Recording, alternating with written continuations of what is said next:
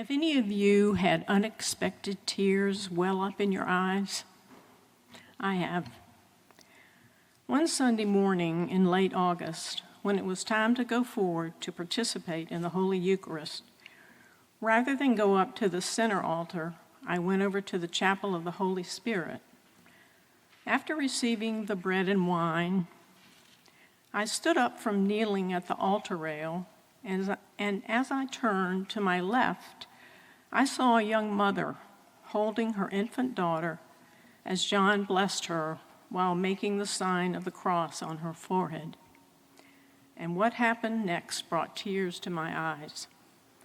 The little girl, who could not have been more than 8 or 9 months old, gave John the sweetest smile you can imagine.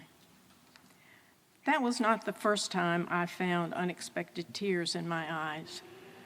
It happened years ago while I was driving and listening to a musical program on the radio, and the most beautiful piano violin piece I think I ever heard came on.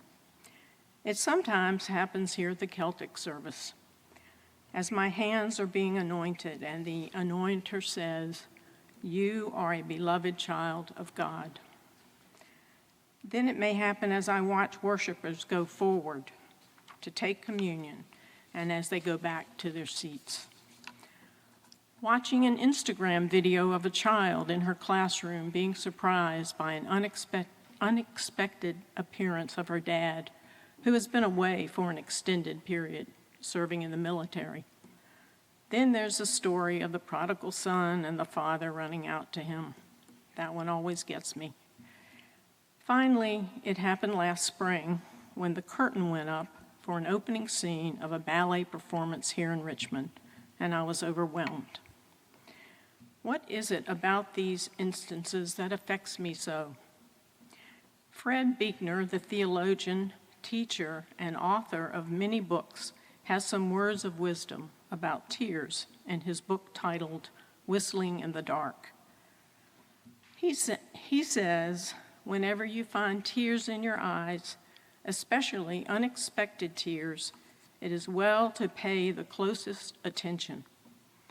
They are not only telling you something about the secret of who you are, but more often than not, God is speaking to you through them of the mystery of where you have come from and is summoning you to where you should go to next.